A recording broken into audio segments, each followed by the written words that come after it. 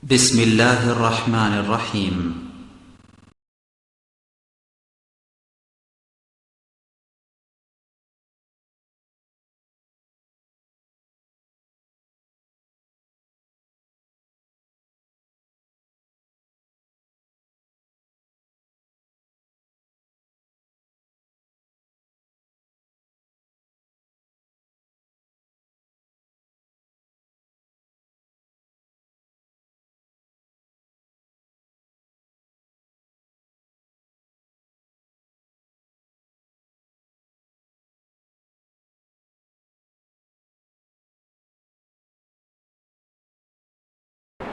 الحمد لله نحمده ونستعينه ونستغفره ونؤمن به ونتوكل عليه ونعوذ بالله من شرور أنفسنا ومن سيئات أعمالنا من يهده الله فلا مضل له ومن يضلل فلا هادي له وأشهد أن لا إله إلا الله وحده لا شريك له وأشهد أن محمدا عبده ورسوله صلى الله عليه وسلم الذي أرسله بالحق بشيرا ونذيرا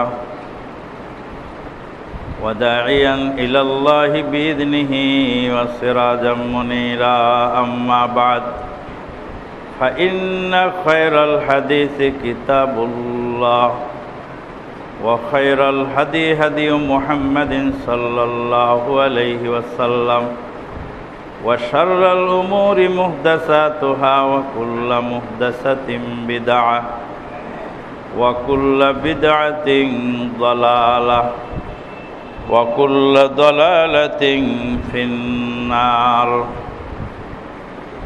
أما بعد فقد قال الله تبارك وتعالى في الكلام المجيد والفرقان الحميد بعد أعوذ بالله من الشيطان الرجيم يا أيها الذين آمنوا اتقوا الله حق تقاته ولا تموتن إلا وأنتم مسلمون يا أيها الناس اتقوا ربكم الذي خلقكم من نفس واحدة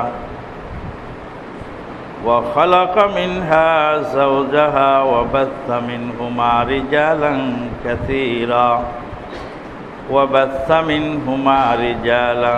كثيرا ونساء واتقوا الله الذي تساءلون به والأرحام إن الله كان عليكم رقيبا يا أيها الذين آمنوا اتقوا الله وقولوا قولا سديدا يصلح لكم أعمالكم ويغفر لكم ذنوبكم ومن يطع الله ورسوله فقد فاز فوزا عظيما.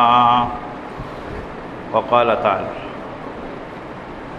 وأذن في الناس بالحج يأتوك رجالا وعلى كل ضامر يأتينك من كل فج عميق. وقال النبي الأمين صلى الله عليه وسلم الحج المبرور ليس له جزاء إلا الجنة رواه مسلم أو كما قال عليه الصلاة والسلام. আল্লাহ পাকের অশেষ মেহেরবানিতে বিগত 2 জুমা যাবৎ আমরা একটি গুরুত্বপূর্ণ বিষয় জেনেছিলাম। তা ছিল ইব্রাহিম আলাইহিস সালাতু ওয়াস সালামের আদর্শে উজ্জীবিত আহলে হাদিস জামাত। ইব্রাহিম আলাইহিস সালাতু ওয়াস সালাম গোটা মুসলিম বিশ্বের জন্য গোটা পৃথিবীর কিয়ামত পর্যন্ত আগত সকল মুসলিমের জন্য উত্তম আদর্শ। আল্লাহ পাক বলেন, কাদ কানাত লাকুম উসওয়াতুন হাসানাতুন ফি ইব্রাহিমা ওয়াল্লাযীনা মাআহু, তোমাদের মধ্যে উত্তম আদর্শ ইব্রাহিম আলাইহিস সালাম এবং তার সঙ্গী সাথীদের মধ্যে রয়েছে। ইব্রাহিম আলাইহিস সালাম যেমন মুসলিম জাতির জন্য উত্তম আদর্শ, তামাম বিশ্বের সকল মানুষের জন্য, মনুষ্যকুলের জন্য আদর্শ। একজন পৌত্তলিকের জন্য আদর্শ, একজন মুশরিকের জন্য ইব্রাহিম আলাইহিস সালাম আদর্শ। সে মুশরিককেও জানতে হবে যে বাপ যদি শিরিক করে, বাপ দাদার দোহাই দিয়ে শিরিকের সাথে আপোষ করা যাবে না। গোটা সমাজ যদি শিরিকে জর্জরিত হয়, তাহলে সেই সমাজ থেকে আমাকেও বেরিয়ে আসতে হবে। এই আদর্শ যদি গ্রহণ সবাই করত, সবাই যদি নিজের বিবেককে প্রশ্ন করত, ভালো করে খুঁজে দেখত যে আমি কোথায় ছিলাম, কোত্থেকে এলাম, কে আমাকে সৃষ্টি করেছেন, তাহলে শিরক বেদাত এবং কুফরি জাহেলিয়াতের সাথে আপোষ করার, মিতালি করার কোনো সুযোগ থাকে না। আজকের আলোচ্য বিষয় সেই ইব্রাহিম আলাইহিস সালাতু ওয়াস সালামের মাধ্যমেই প্রচারিত ইসলামের একটি বুনিয়াদি ফরজ, তার নাম হলো হজ। এই হজ্জের উপরে আজকে গুরুত্বপূর্ণ কিছু আলোচনা হবে ইনশাআল্লাহ। তার আগে দুই একটি কথা, তা হলো এই যে ইব্রাহিম আলাইহিস সালাতু ওয়াস সালামের পরিবারের সদস্য সংখ্যা মোট 4 জন।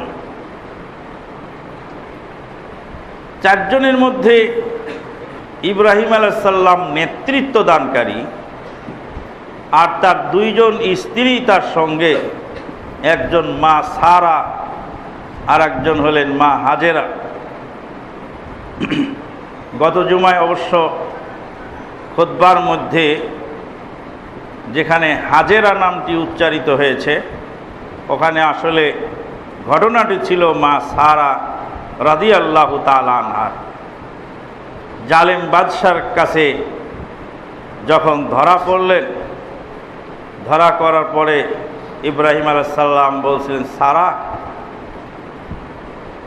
তুমি আর আমি এই পৃথিবীতে 2 জন মুসলিম। পরবর্তীতে মা হাজেরা রাদিয়াল্লাহু তাআলা আনহাকে উপঢৌকন হিসাবে জালেম বাদশা দিয়েছিল ইব্রাহিম আলাইহিস সালামের খেদমত করার জন্য। যাই হোক, এটা আপনারা বুঝে নেবেন। মুসল্লিদের মধ্যে কেউ হয়তোবা আস্তে করে সাউন্ড দিয়েছিলেন, কিন্তু আমি বুঝতে পারিনি, পরে বুঝতে পারলাম যে আসলে তো এখানে স্লিপ অফ টাং। আমাদের আকীদা হলো, ভুল যদি হয়ে যায়, মানুষ হিসাবে ভুল হতে পারে, অকপটে ভুলকে স্বীকার করে নাও। দুনিয়াতে বাহাদুরি বাহাবা করে ভুলকে গায়ের জোরে, চাপার জোরে প্রতিষ্ঠিত করা কোনো সহিহ আলেমের কাজ নয়। সারা পৃথিবীতে যত আলেম ওলামা এসেছেন, সবাই একই কথা বলে গেছে যে আমার কথা ভুল হলে সংশোধন করো। ভুবন বিখ্যাত আলেম ইমাম আবু হানিফা নু'মান বিন সাবিত বিন জুয়াতা আল কুফি রাহিমাহুল্লাহ, যিনি তার জীবনের প্রতিটি পরতে পরতে এই কথাটি বলতেন যে আমার ফতোয়া ফারায়েজে কোনো ভুল হলে তোমরা এটা সংশোধন করে দিও, কোরআন এবং সহিহ হাদিস পেয়ে গেলে তখন আমরা ফেলে দিও এটা। আজকে এই তরিকার উপর যদি আমরা থাকতে পারতাম, তাহলে আমাদের সমস্যা অনেক কমে যেত। কিন্তু আমরা সংশোধিত হতে রাজি নই, আর যারা জেগে জেগে ঘুমায় তাদেরকে সংশোধন করেই বাকি। ইন্না লিল্লাহি ওয়া ইন্না ইলাইহি রাজিউন। আজকে সকালবেলা একটা বক্তৃতা শুনছিলাম। বক্তৃতার মধ্যে বক্তা সাহেব বলছেন যে গাউসে পাককে আল্লাহ বললেন, আল্লাহকে বললেন গাউসে পাক, যে আমি তোমার 7টা জাহান্নাম দেখব। আল্লাহ বললেন তুমি 7 জাহান্নামে দেখতে পারবে না, দেখার অনুমতি তোমাকে দেওয়া হলো না। বলছে অবশ্যই দেখব, আপনি বাধা দিলেও আমি দেখব। বলতে বলতে শেষে আল্লাহ বললেন যে 70,000 ফেরেশতা দিয়ে আমি বাধা দেব তোমাকে, 70,000 ফেরেশতা দিয়ে বাধা দেব। তখন গাউসে পাক বললেন, নাউজুবিল্লাহ, গাউসে পাক আমরা বলি না, ওনারা বলেন। আব্দুল কাদের জিলানী তখন বললেন 70,000 নয়, 70 কোটি ফেরেশতা দিয়ে বাধা দিলেও আমাকে ঠেকাতে পারবে না। সুবহানাল্লাহ। আরো কি বক্তব্য দিল সামনের দিকে, আমি একটা মন্তব্য লিখে নেটে ছেড়ে দিয়েছি। যাই হোক, ইনিও বক্তা, কত হাজার যে মানুষ তার সামনে ভিডিওতে দেখতে পেলাম। মানুষ বলদ হলে কি এমনই হয় নাকি? মানুষ ব্যাককল হলে কি এতই হয় যে হাজার হাজার বলদ তার পিছনে ছুটছে? কারো ব্রেনের মধ্যে, বিবেকের মধ্যে একবার জিজ্ঞেস করলো না যে এই কথা কি করে হয়? গাউসে পাকের সাথে আল্লাহর কথা হলো, নাউজুবিল্লাহ মিন যালিক। আব্দুল কাদের জিলানী রাহমাহুল্লাহর সাথে আল্লাহর কথা তুই জানলি কোত্থেকে রে ব্যাককল? তুই কি করে জানলি? হয়তো আব্দুল কাদের জিলানী রাহমাহুল্লাহ মৃত্যুর পরে এটা গায়েবী বিষয় হতেও পারে। আল্লাহ যেমন শহীদদেরকে ডেকে বললেন তোমরা আমার কাছে কি চাও, এ মর্মে তো বুখারীতে সহিহ হাদিস বিদ্যমান। তো সহিহ হাদিস যেখানে বিদ্যমান সেখানে আলাল আইনি ওয়ার রাস, আমরা বিশ্বাস করে নিতে বাধ্য। কিন্তু আব্দুল কাদের জিলানী রাহিমাহুল্লাহর সাথে যে কথা হলো আল্লাহর, এই কথাটা শুনলো কে, কোত্থেকে গেল, কিভাবে হলো? বহু রকমের কথা যেটা বাজারে চালু আছে, একবারও মানুষ বিবেক দিয়ে বিবেচনা করে দেখে না। ইব্রাহিম আলাইহিস সালামের পরিবারের সদস্য 4-5 জন। ইব্রাহিম আলাইহিস সালাম পরিবারের পরিচালক, তার স্ত্রী একজন মা সারা আর একজন মা হাজেরা, আমাদের মা ইব্রাহিম আলাইহিস সালামের স্ত্রী। ইব্রাহিম আলাইহিস সালামের স্ত্রী মা সারা, মা হাজেরা, এবং 2 জন ছেলে, একজন ইসহাক, একজন ইসমাইল আর একজন ইসহাক। ইব্রাহিম আলাইহিস সালাম তার পরিবারটা গড়ে তুললেন আল্লাহর বিধান অনুযায়ী। ইব্রাহিম আলাইহিস সালাম কাবা ঘর নির্মাণ করছেন। আল্লাহ পাক বলছেন কাবা ঘর নির্মাণ করার বিষয়ে, আউযু বিল্লাহি মিনাশ শাইতানির রাজিম। وَإِذْ يَرْفَعُ إِبْرَاهِيمُ الْقَوَاعِدَ مِنَ الْبَيْتِ وَإِسْمَاعِيلُ رَبَّنَا تَقَبَّلْ مِنَّا إِنَّكَ أَنْتَ السَّمِيعُ الْعَلِيمُ وَإِذْ يَرْفَعُ إِبْرَاهِيمُ الْقَوَاعِدَ مِنَ الْبَيْتِ وَإِسْمَاعِيلُ ربنا تقبل منا إنك أنت السميع العليم। স্মরণ করো সেই সময়ের কথা, আল্লাহ বলছেন স্মরণ করো সেই সময়ের কথা যখন ইব্রাহিম আলাইহিস সালাম আল্লাহর ঘরের ভিত্তিপ্রস্তর স্থাপন করে উপরের ওয়ালের গাঁথনি দিচ্ছিলেন। ইসমাইল তার সাথে ছিল। ওয়াইদ ইয়ারফাউ ইব্রাহিমুল কাওয়াইদা মিনাল বাইতি ওয়া ইসমাইল, ইব্রাহিম ভিত্তিপ্রস্তর দিচ্ছেন আর ইসমাইল তার সাথে। এবার বাপ বেটা 2 জন দোয়া করতেছেন, রব্বানা তাকাব্বাল মিন্না ইন্নাকা আনতাস সামিউল আলিম। প্রভু হে, বাপ বেটা 2 জন এবং তাদের অনুসারী সবার পক্ষ থেকে ঘরকে কবুল করে নাও। এখান থেকে যে জিনিসটা আমরা বুঝতে পারলাম তা হলো এই যে বাপ যেখানে থাকবে বেটাও সেখানে থাকবে, বাপ যেখানে থাকবে বেটাও সেখানে থাকবে।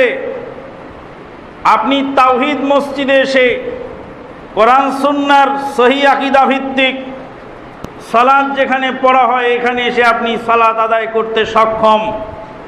আপনার স্ত্রীকে যদি এখন পর্যন্ত এই মসজিদে আনতে না পারেন তাহলে বুঝতে হবে আপনার কাজের কিছু অংশ এখনো বাকি রয়ে গেছে।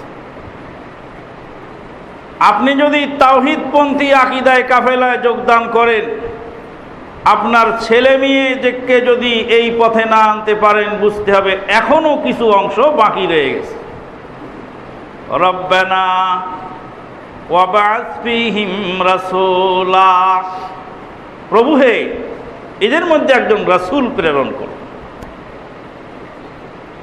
রব্বানা আরিনা মানাসিকানা ওয়া তুব আলাইনা ইন্নাকা আনতাত তাওয়াবুর রহিম, প্রভু হে আমাদেরকে হজের সমস্ত কায়দা কানুন জানিয়ে দিন।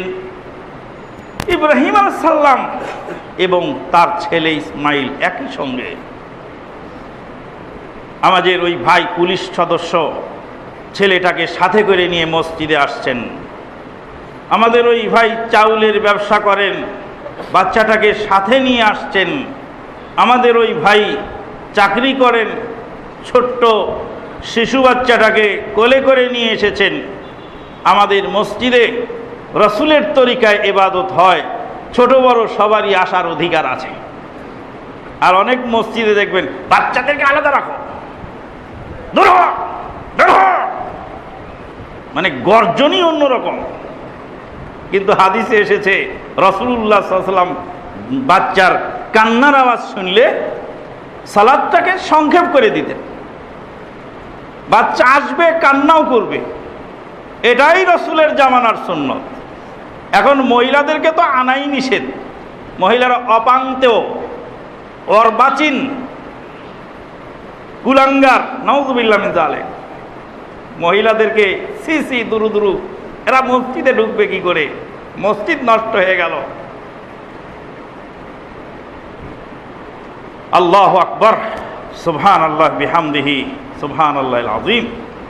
হাদিসে যে সব বিবরণ আছে আপনারা শুনলে আশ্চর্য হয়ে যাবে। মসজিদের ভিতরে অসুস্থ রোগী রাখা আছে, যুদ্ধ আহত সাহাবী, শরীর দিয়ে রক্ত বের হচ্ছে, একটা তাঁবুর ভিতরে রাখা হয়েছে, তাঁবু থেকে রক্ত গড়ে গড়ে মুসল্লিদের সালাতের জায়গায় চলে আসতেছে। মহিলারা যারা রোগাক্রান্ত, অনিয়মিত স্রাব হয় যাদের, যেটাকে বলা হয়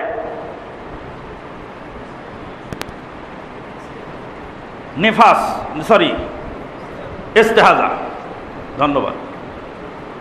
এই সমস্ত মহিলারা যেহেতু তার সালাত বৈধ কিন্তু ব্লিডিং হচ্ছে, ব্লিডিংটা অনিয়মিত, এটা একটা রোগ। রাসূলুল্লাহ সাল্লাল্লাহু আলাইহি ওয়াসাল্লামের জামানায় তারা পটি ব্যবহার করে মসজিদে আসতেন সালাত আদায় করতে, মসজিদের চাটাই রক্তে ভিজে যেত, হাদিসে আসছে। কি কথা এগুলি আমরা বুঝি না, আমাদের বুঝে ধরে না। আজকে মহিলাদেরকে কোরআন সুন্নাহর পথে না আনার কারণে, ওয়াজ মাহফিলে না নেওয়ার কারণে, মসজিদে না নেওয়ার কারণে জাতি ক্ষতিগ্রস্ত হচ্ছে আরো বেশি। স্টার জলসা নিয়ে মারামারি হবে না তো হবেটা কি? স্বামী স্ত্রী কি লাগিলি হবে না তো হবেটা কি? ওই স্ত্রীকে যদি তাওহীদের শিক্ষা দেওয়া যেত, কোরআন সুন্নাহর শিক্ষা দেওয়া যেত, নিয়মিত যদি জুমার খুতবা ওই মহিলা শুনতে পেত, তাহলে তার জীবনের পরিবর্তন আসত। আপনার স্ত্রী, আপনার ছেলে, আপনার মেয়ে, এগুলি পরিবর্তন আনার পিছনে সবচেয়ে মোস্ট ইম্পর্টেন্ট ভূমিকা যার থাকবে তিনি হলেন আপনার স্ত্রী। আপনি তো বাড়িতে থাকেন না, আমি তো বাড়িতে থাকি না, সবাই তো রাস্তাঘাটে চলি ফিরি, কাজকর্ম করি, কিন্তু মহিলারা বাড়িতে থাকবে, বাচ্চাদেরকে তালিম তরবিয়ত দিবে। বলতেছিলাম ইব্রাহিম আলাইহিস সালাতু ওয়াস সালাম যেখানে, তার ছেলে ইসমাইলও সেখানে, বাপ আর বেটা দুইজন মিলে কাবা ঘর নির্মাণ করছেন। বাপ পাথরগুলি গেঁথে দিচ্ছেন, রাজমিস্ত্রির কাজ করছেন, আর বেটা যুগালদারের কাজ করছেন। বিশ্বের অন্যতম নবী, যেই নবীর নাম না বললে, উচ্চারণ করলে, সালাতে দরুদ না পড়লে সালাত শুদ্ধ হয় না, সেই নবী হলেন কাবা ঘর নির্মাণের রাজমিস্ত্রি, আর তার ছেলে হলেন জোগালদার। আল্লাহর অলৌকিক পাথর, যেই পাথরের উপর পা রেখে তিনি কাজ করেছিলেন, পাথরটা আল্লাহর অর্ডারে উঁচু নিচু হতো। এখন যে ধারকের ব্যবস্থা করা হয়, ক্রেনের ব্যবস্থা আছে, তখন সেরকম ছিল না। ওই অলৌকিক পাথরের সাহায্যে তিনি পাথরগুলি গেঁথেছিলেন। আল্লাহ পাক বললেন, ইব্রাহিম তুমি এবার আজান দিয়ে দাও। ওয়াদ্দিন ফিন্নাসি বিল হজ, ইব্রাহিম তুমি আজান দিয়ে দাও। আযযানা ইউআযযিনু মুয়াযযিনুন, আযযিন মানে আজান দাও। আযযানা ইউআযযিনু মুয়াযযিনুন, মুয়াযযিন যিনি আজান দেন, আজান মানে হলো ঘোষণা। ওয়াজ্জিন ফিন্নাসি বিল হজ ইয়াতুকা রিজালান ওয়া আলা কুল্লি দামির ইয়াতিনাকা মিন কুল্লি ফাজ্জিন আমিক। ইব্রাহিম তুমি আজান দিয়ে দাও, হজের ঘোষণা দিয়ে দাও, মানুষের মধ্যে হজের ঘোষণা দিয়ে দাও। ইয়াতুকা রিজালা, তোমার কাছে আসবে পদব্রজে, পায়ে হেঁটে আসবে। পায়ে হেঁটে আগের জামানা মানুষ হজে গেছে, বাড়ি থেকে বিদায় নিয়ে মৃত্যুজনক প্রস্তুত নিয়ে চলে গেছে, ফিরে আসতেও পারে আর নাও আসতে পারে। কত হাজি রাস্তায় বাঘ ভল্লুকে খেয়ে ফেলেছে, কত হাজি সাগর নদী নালা খালবিল পাড়ি দিতে গিয়ে তাদের সলিল সমাধি হয়ে গেছে। আল্লাহু আকবার। আমাদের পূর্বপুরুষেরা, এ তো অল্প কিছুদিন আগের ঘটনা, যখন পানির জাহাজে যাচ্ছেন, আমার উস্তাদ বললেন পানির জাহাজে হজে গেলাম, 13 দিন 13 রাত লাগলো শুধু এই চিটাগাং বন্দর থেকে জেদ্দা সামুদ্রিক বন্দর পর্যন্ত পৌঁছতে। মাঝখানে কলম্বোতে গিয়ে একটু বিরতি দিল, ওখান থেকে কিছু তেল নিল আর কিছু খাবার নিয়ে নিল। কলম্বো শ্রীলঙ্কার রাজধানী, কলম্বোতে একটু বিরত হলো, আর 13 দিন 13 রাত লাগলো শুধু এই পানির ভিতরে যেতে। এর মধ্যে একটা লোক মারা গেল। মারা যাওয়া লোকটাকে কি করবে? ওইভাবেই তাকে গোসল দিয়ে কাফন দিয়ে শরীরের মধ্যে কিছু পাথর বেঁধে দিয়ে সাগরের মধ্যে ছেড়ে দিল। বলছে আমাদেরই সাথে একসাথে হজে এসেছে, লোকটা পানির মধ্যে ডুবে যাচ্ছে, সচক্ষে আমরা দেখতে পেলাম। সাগরের স্বচ্ছ পানির ভিতরে অনেক দূর পর্যন্ত গেল, তবুও তাকে দেখতে থাকলাম। কোথায় রইল আত্মীয় স্বজন, কোথায় রইল স্ত্রী পরিবার, আর কোথায় রইল ছেলে মেয়ে? আল্লাহ পাক বলছেন, ইয়াতুকা রিজালাও ওয়া আলা কুল্লি দামিরিন ইয়াতিনাকা মিন কুল্লি ফাজ্জিন আমিক। ওরা পদব্রজে আসবে, ওয়া আলা কুল্লি দামির, একটু সামনের দিকে একটু ভাইদেরকে জায়গা দেন, নেকি হবে।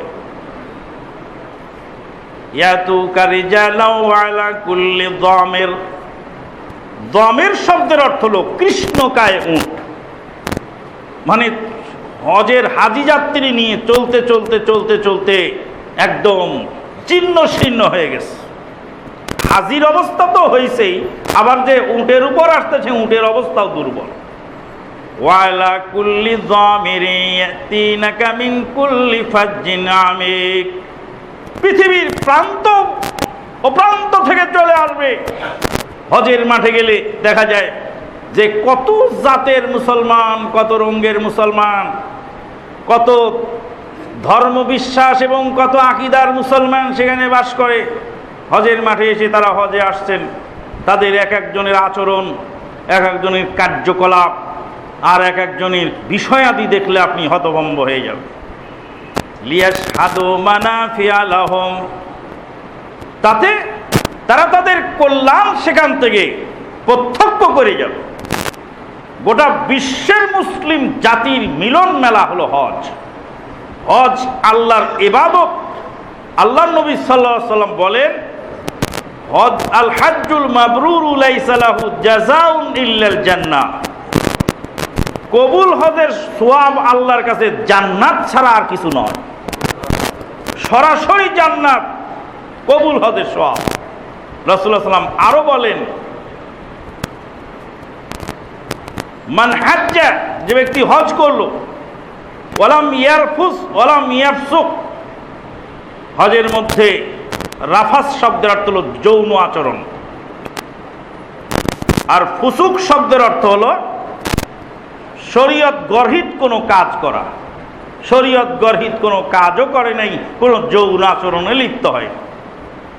রাজা কায়াউমিন ওয়ালাদাতহুম, সে এমনভাবে নিষ্পাপ হয়ে ফিরে এলো যেমন তার মা তাকে নিষ্পাপ অবস্থায় জন্ম দিয়েছে। আল্লাহু আকবার, সুবহানাল্লাহ।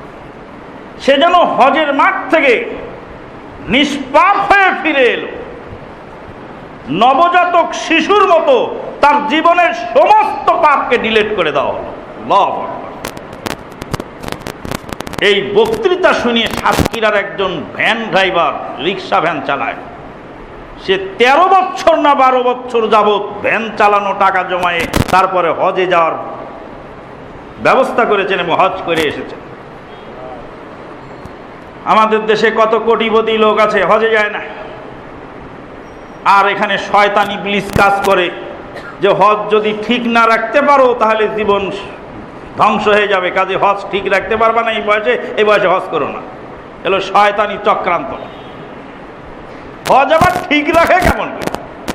হজে দড়ি বেঁধে রাখো নাকি হজকে আটকায় রাখো? কিভাবে হজকে ঠিক রাখো?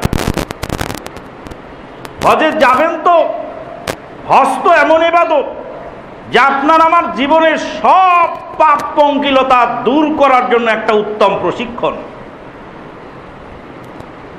হজের জন্য যখন মানুষ নিয়ত করে তখন তো মানুষের মন মেজাজ চেঞ্জ হয়ে যায়। শরীরের অবাঞ্ছিত পশমাদি পরিষ্কার করে মুর্দা মানুষকে যেভাবে গোসল করাতে হয় ওইভাবে মুর্দার গোসলের মতো শরীর ডলে মলে পরিষ্কার করে শরীরের অবাঞ্ছিত পশমাদি পরিষ্কার করেছে, একদম নিট অ্যান্ড ক্লিন হবে। তারপরে সুন্দরভাবে এহরামের কাপড় সে পরবে। এহরামের কাপড় 2 ফালি, কাফনের কাপড়ের মতো। মরার পরে তোমাকে কাফনের কাপড় মানুষ পরিয়ে দিবে। মরার পরে তোমার গায়ে গোসল করার পরে সুগন্ধি মানুষ মাখায় দিবে। কিন্তু মরার আগে তুমি নিজের গোসল নিজে করো, মরার গোসলটা তুমি নিজে সেরে নাও, গায়ের মধ্যে সুগন্ধি মাখিয়ে কাফনের কাপড়টা তুমি নিজে হাতে পরো, আর মনে মনে ভাবো যে এই কাফনের কাপড় একদিন আমাকে পরতে হবে, আজকে আমি কাফনের কাপড় নিজে হাতে পরলাম। আল্লাহু আকবার, সুবহানাল্লাহি ওয়া বিহামদিহি। মানুষ হঠাৎ করে মারা যায়, মানুষের মৃত্যুর টাইম কখন আসে বলা যায় না। মানুষ হঠাৎ করে মরে যায়। কিভাবে মানুষ মরে যায় মানুষ কল্পনা করতে পারে না। এ তো কালকের ঘটনা। মাগরিবের পরে প্রায় 40 মিনিট পর্যন্ত বক্তব্য দিলাম ইনফাক ফি সাবিলিল্লাহর উপর, আহলে চন্দ্রের কর্মী সম্মেলন। বক্তৃতা দেওয়ার শেষে শরীরটা একদম অচল হয়ে গেল। বসে বললাম, শুয়ে পড়লাম সাথে সাথে প্রোগ্রামের ভিতরে।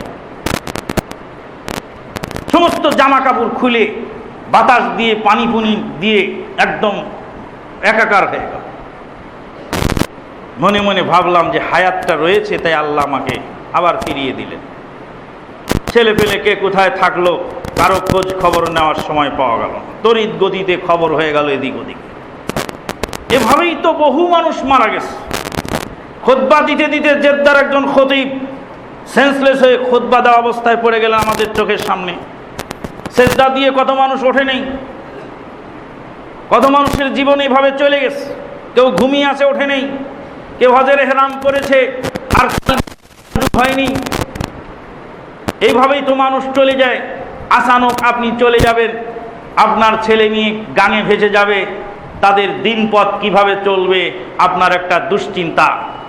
কিন্তু আপনি হজের সফরে গেলেন, বাড়িঘর সব তাদের হাতে সুপর্দ করে গেলেন, কাজগুলি তোমরা এইভাবে করে নাও, সব কমপ্লিট হবে। নিজে মৃত্যুর প্রস্তুতি। এরপরে তালবিয়া করা হচ্ছে লাব্বাইক আল্লাহুম্মা লাব্বাইক, লাব্বাইক লা শারীকা লাকা লাব্বাইক। হাজির হয়েছি হে আল্লাহ, আমি হাজির। তোমার নবী ইব্রাহিম আলাইহিস সালামকে দিয়ে সেদিন তুমি দাওয়াত দিয়েছিলে। আজ থেকে 5000 বছর আগে তোমার ঘরে আসার জন্য তুমি দাওয়াত দিয়ে রেখেছ। 5000 বছর পরে আল্লাহ তুমি আমাকে তৌফিক দিয়েছ, 5000 বছর পরে আমি তোমার দরবারে হাজির। লাব্বাইক শব্দের অর্থ আমি হাজির হয়েছি, আমি উপস্থিত। হে আল্লাহ, আমি উপস্থিত। মরার পরে তোমার দরবারে আবার উপস্থিত হব। মরার আগে আর একবার উপস্থিত হয়েছি। হে আল্লাহ, তোমার ঘরে আমি এসে উপস্থিত হয়েছি। লাব্বাইক আল্লাহুম্মা লাব্বাইক, লাব্বাইক লা শারীকা লাক লাব্বাইক। হে আল্লাহ, তোমার কোনো অংশীদার নাই, তোমার কোনো শরীক নাই। তুমি একক প্রভু, একচ্ছত্র ইবাদতের অধিকারী। আমি হলাম তোমার গোলাম, আমি হাজির হয়েছি তোমার দরবারে। লাব্বাইক আল্লাহুম্মা লাব্বাইক, লাব্বাইক লা শারীকা লাক লাব্বাইক। তোমার কোনো শরীক নাই, আমি হাজির। ইন্নাল হামদা ওয়ান নি'মাতা লাকা ওয়াল মুলক লা শারীকা লাক। নিশ্চয়ই যাবতীয় প্রশংসা তোমার। আজকে নেতার প্রশংসা হয়, নেত্রীর প্রশংসা হয়, অমুক বুজুর্গের প্রশংসা হয়, অমুকের প্রশংসা হয়, তমুকের প্রশংসা হয়। প্রশংসা করতে করতে মুখে ফেনা উঠে যায়, সেদিন বুঝতে পারবে প্রশংসার মালিকটা কে। আজকে প্রশংসা করা না করা নিয়ে, কার নাম পোস্টারে আগে থাকবে আর কার নাম পোস্টারে পরে থাকবে, এটা নিয়ে কিলাকিলি। কাকে আগের চেয়ারে বসতে দেওয়া হয়েছে, কাকে পরের চেয়ারে বসতে, এটা নিয়ে কিলাকিলি। আর এই ইফতারি অনুষ্ঠান হলো মদিনায় এক রাজনৈতিক দলের পক্ষ থেকে। রাজনৈতিক দলের পক্ষ থেকে ইফতার মাহফিল মদিনা মুআজ্জামা, মদিনা নববিয়া, মদিনায় ইফতার পার্টি হচ্ছে রাজনৈতিক দলের। আমি জানি না, আমাকে বলছে বাংলাদেশি ভাইয়েরা এক জায়গায় বসবে, ইফতার করবে, আপনি ওখানে গিয়ে কোরআন হাদিসের কিছু কথা বলবেন। আমি তো জানি না কোনো রাজনৈতিক দলের এটা ইফতার পার্টি। কারণ বর্তমান রাজনীতি এটা একটা নোংরামিতে পরিণত হয়েছে। যে যত নোংরামি করতে জানে সে তত বড় রাজনীতিবিদ। রাজনীতির সেই স্বচ্ছতা আর পরিচ্ছন্নতা খুব কমে গেছে। ভালো মানুষদের সেখানে ঠাঁই খুব কম। ভালো মানুষ নাই তা নয়, কিন্তু খুব কম।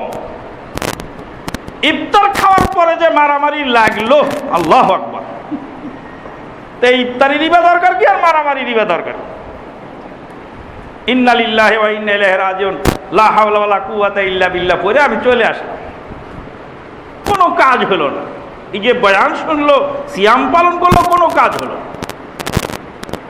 বলতেছিলাম যাবতীয় প্রশংসার মালিক একমাত্র আল্লাহ।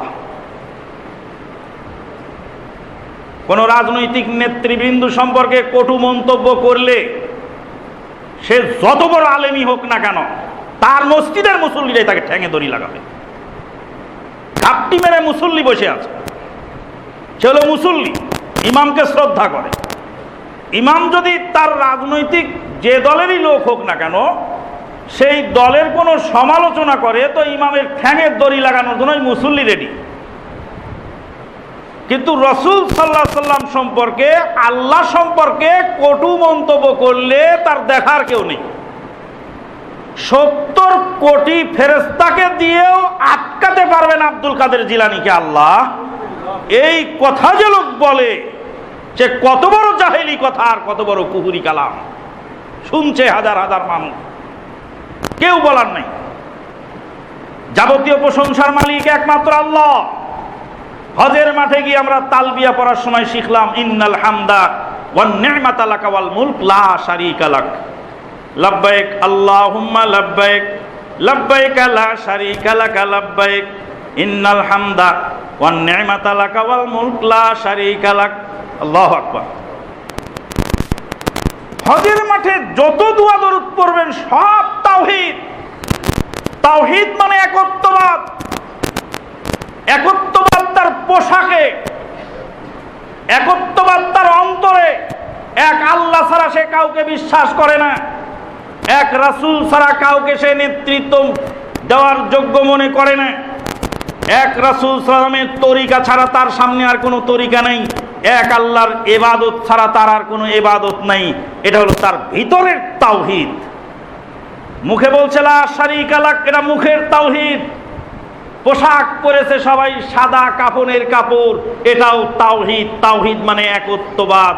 তাদের সবারই পোশাক এক ধরনের একত্ববাদ পোশাকের ভিতরে প্রতিষ্ঠিত। সবাই মাথা খুলে ফেলেছে একত্ববাদ। টুপির ধরন আর বরং অমক পীর সাহেবের এই টুপি, অমকের এই কলি, 7 কলি 5 কলি কত কলি। ইসলামের 5টা বেনা সুন্দর করে বুঝায় দেয় জনগণ। ইসলামের 5টা বেনা, ওই জন্য আমরা 5 কলি টুপি মাথায় দিই। যদি জিজ্ঞেস করা হয় ইসলামের 5 বেনা, কালেমা, নামাজ, হজ, যাকাত আর রোজা, যেটাকে সিয়াম বলা হয়। সিয়াম, সালাত, হজ, যাকাত এবং কালেমা। এই 5টা কি সবার জন্য হুজুর? ইসলামের 5টা বেনা কি সবার জন্য? জি না। ধনীদের জন্য 5টা, গরিবের জন্য 3টা। গরিবে কালেমা পড়বে, কালেমা বিশ্বাস করবে, কালেমার হক আদায় করবে, সালাত আদায় করবে, সিয়াম পালন করবে। হজ আর যাকাত ধনীদের জন্য। হুজুর যদি ইসলামের বেনা হয় তাহলে 5 কলি আর 3 কলি টুপি বানায় দিয়ে, ধনীদের জন্য 5 কলি আর গরিবের জন্য 3 কলিওয়ালা টুপি। সবাই যে মাথার উপরে 5 কলি চাপায় দিলেন। ইসলাম সবাইকে 5 বেনা চাপায় নিয়ে আপনি চাপালেন কেন? মানে মানুষকে মনে করে পাগল। আরে 5 কলি এসেছে শিয়াদের ওখান থেকে। শিয়ারা হলো পাক পাঞ্জাতনে বিশ্বাসী। পাক মানে পবিত্র, পাঞ্জা মানে 5, তন মানে ব্যক্তি। তন বলা হয় ব্যক্তিকে ফার্সিতে, আর পাঞ্জা মানে 5। পাঞ্জা লড়ে না, পাঞ্জা লড়ে। খামসা মারে, খামসি মারছে। খামসাতুন মানে 5 আঙ্গুল দিয়ে সবল মারলে ওটাকে বলে খামসি মারে, মানে খামসা মারে। আমাদের এক আলেম সাহেব গেছিলেন হজ করতে, বলছে খামসারিয়াল খামসারিয়াল খামসারিয়াল খামসারিয়াল। ওই হজর ডাকে হাজ্জি খামসারিয়াল খামসারিয়াল, ইয়াল্লা বালাস খামসারিয়াল। একজন আলেম সাহেব বলছে দেখো ওখানে খামসা খামসি করে কি শুনে আসি দেয়। খামসা মানে 5, এটাকে বলা কি পাঞ্জা। বাঘের পাঞ্জা, বিড়ালের পাঞ্জা। তো এই পাঞ্জা মানে 5 আর তন মানে ব্যক্তি। পাক পাঞ্জাতন, দুনিয়ার 5 জন ব্যক্তি পবিত্র আর বাকি সব অপবিত্র। শিয়াদের আকীদা 5 জনের 1 নাম্বার হলেন নবী মুহাম্মদুর রাসূলুল্লাহ সাল্লাল্লাহু আলাইহি সাল্লাম, আলী, ফাতেমা রাদিয়াল্লাহু তাআলা আনহা, আলী রাদিয়াল্লাহু তাআলা আনহু, হাসান রাদিয়াল্লাহু তাআলা আনহু আর হুসাইন রাদিয়াল্লাহু তাআলা। এই পাক পাঞ্জাতন, এই 5 জন পবিত্র ব্যক্তি আর বাকি সব অপবিত্র। এই হলো শিয়াদের আকীদা। এই পাক পাঞ্জাতনে 5 জন মানুষকে ওরা মাথায় তুলে রাখে, দেখে 5 কলি টুপি মাথা দেয়। কি সুন্দর ব্যাখ্যা ইসলামের 5 বেনা। আবে ইসলামের 5 বেনা, ইমানের তো রকম 6টা, তো 6 কলি বানা। ইমানের 6 রকমের আর 6 কলি বানায় দে, না 11 কলি বানা। ইসলামের 5 আর ইমানের 6। নাকি ইমান বাদ দিয়ে ইসলাম চলে? এই সমস্ত ধোঁকাবাজি গোটা জাতির সামনে তুলে ধরা হয়েছে। এই যে জগদ্দল পাথরের মতো জেগে বসা শিরক বেদাত এবং জাহেলিয়াতের কুহিলিকা জাতিকে যেভাবে অক্টোপাসের মতো আঁকড়ে ধরেছিল, এখান থেকে ছুটানোর তদবির যারা করেছে তারাই হয়েছে জঙ্গি। বন্ধুগণ, বলছিলাম টুপির কোনো ভরং চলবে না। সব মাথা খালি করে দাও। খালি করছে সবাই। টুপি না হলে নাকি সালাত হয় না। টুপি খুঁজতে খুঁজতে 1 রাকাত চলে গেছে। তারপরে লায়লার বাপ মারা গেছে, কেউ লায়লা থাকলে মাফ করবেন। লায়লার বাপ মারা গেছে, লায়লার বাপের কাফনের কাপড় বেঁচে গেছে, মসজিদের টুপি বানায় রাখছে। মার্কিনীর কাপড়ের টুপি কেউ পরে না, ওটা ইমাম সাহেব হারিকেন মুসার জন্য রাখছে। এবার হারিকেন মুসা সেরা একটা মাথায় দিয়ে ও সালাতে দাঁড়াচ্ছে, 1 রাকাত চলে গেছে। এর মধ্যে মানে টুপি মাথায় ছাড়া ইবাদত করলে নাকি ইবাদত বাতিল। তো এই যে ইসলামকে কঠিন করে দেওয়া, টুপি ইসলামের সৌন্দর্য, টুপি অবশ্যই ইসলামের সৌন্দর্য, টুপি অবশ্যই ইসলামের সৌন্দর্য। টুপিকে অনীহা করা ঠিক নয়, টুপি ব্যবহার করবেন। পৃথিবীর কোনো সভ্য জাতি খালি মাথায় থাকেনি।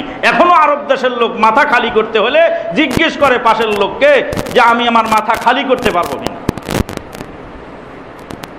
পৃথিবীর সর্বপ্রকার সভ্য জাতি, এমনকি বৈজ্ঞানিক নাস্তিক বিভিন্ন লোককে দেখা যায় বিভিন্ন আইটেমের টুপি মাথায় দিতে।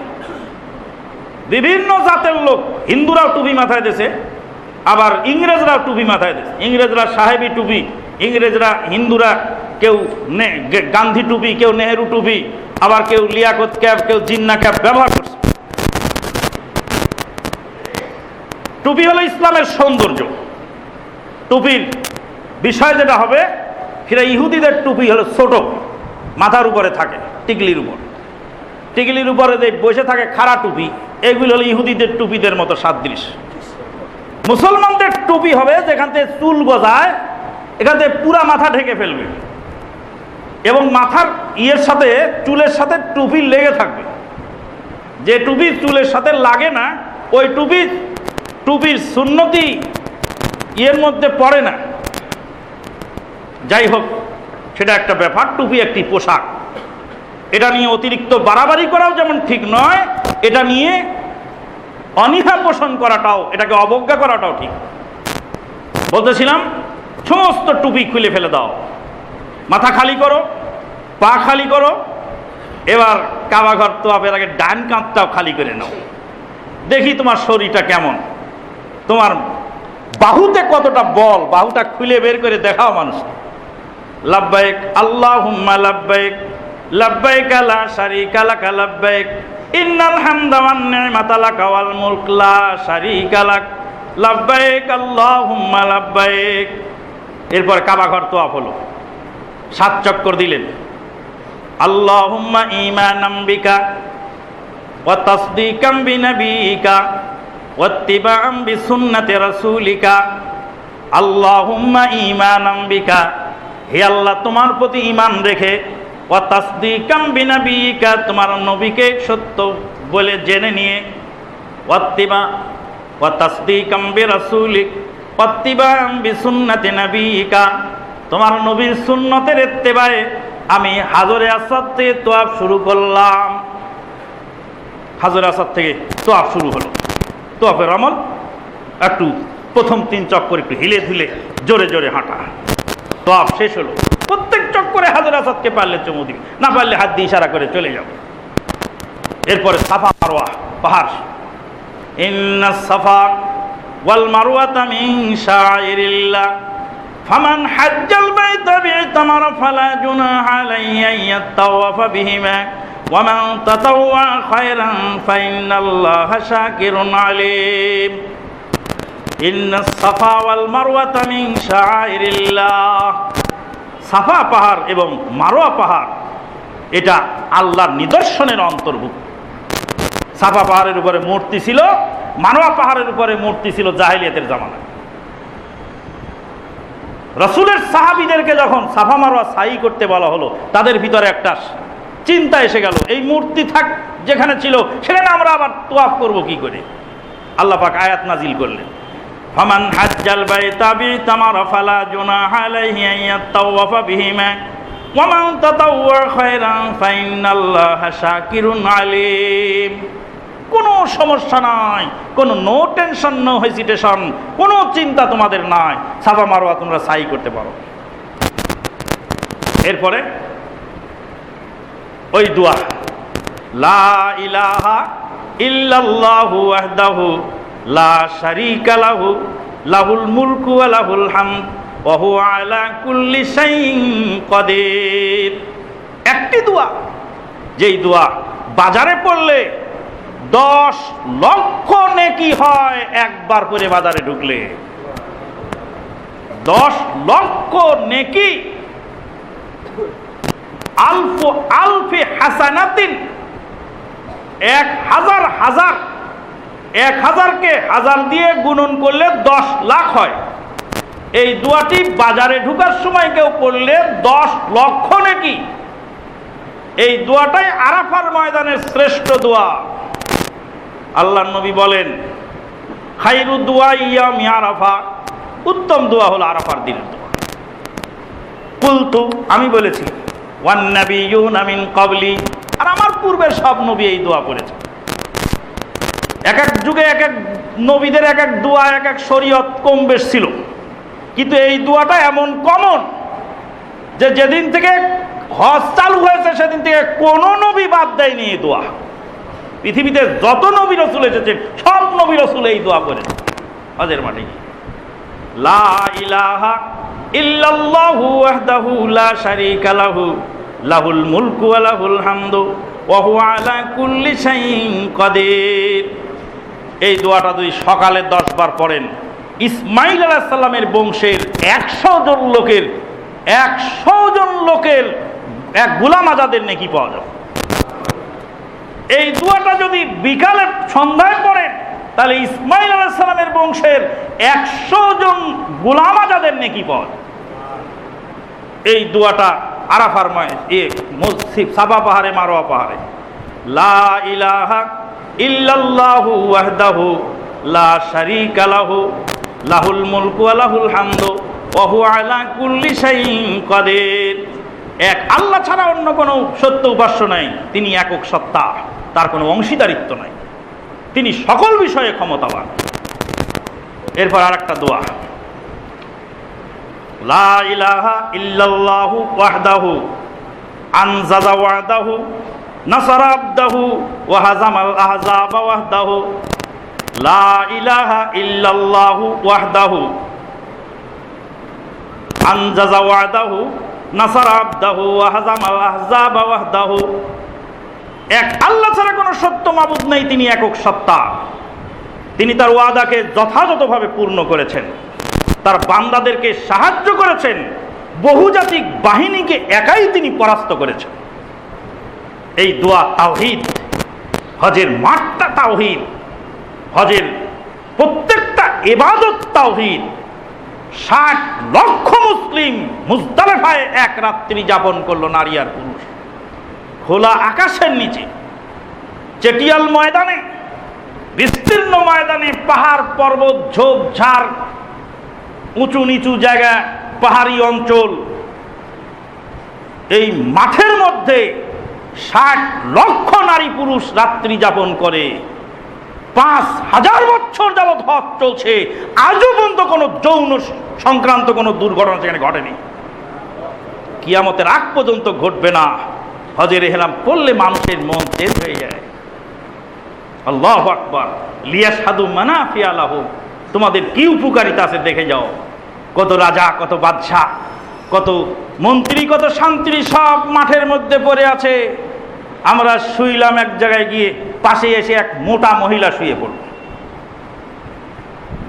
মোটা মহিলা জিজ্ঞেস করে, আপ আহলে হাদিস জামাত কে হ্যাঁ? বলছে, আপনারা আহলে হাদিস জামাতের লোক? यस। मैं भी अहले हदीस जमात का हूँ। किधर का रहने वाले? मुंबई में रहता हूँ मैं। हमारे वहाँ का बड़ा शेख है, शेख मुख्तार अहमद नदवी,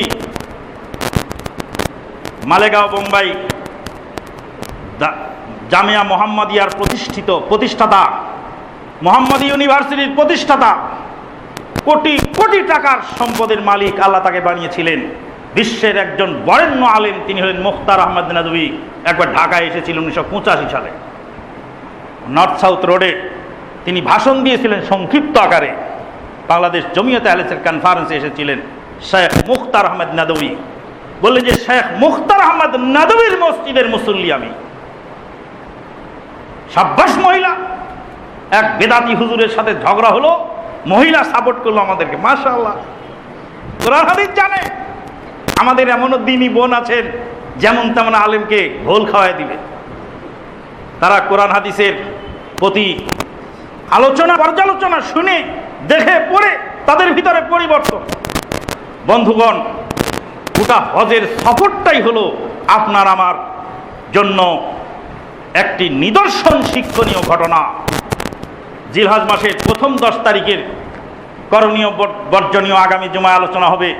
সংক্ষিপ্ত হলো এই যে জিলহজ মাসের চাঁদ ওঠার পরে যারা কুরবানি দেওয়ার ইচ্ছা রাখেন তারা নখ কাটবেন না, মোস্টুস এগুলি আগে ছেঁটে অবাঞ্ছিত পশমাদি পরিষ্কার করে আগেই কমপ্লিট হয়ে থাকবেন এবং ওই 10 দিনে ইবাদত বন্দেগী অধিক সওয়াব সিয়াম পালন করতে পারবেন, দান সাদাকা বিভিন্ন ধরনের ইবাদত ওই 10 দিনের মধ্যে করবেন। আল্লাহ পাক আমাদেরকে তৌফিক দান করুন। ওয়া আখিরু দাওয়ানা আনিল হামদুলিল্লাহি রাব্বিল আলামিন।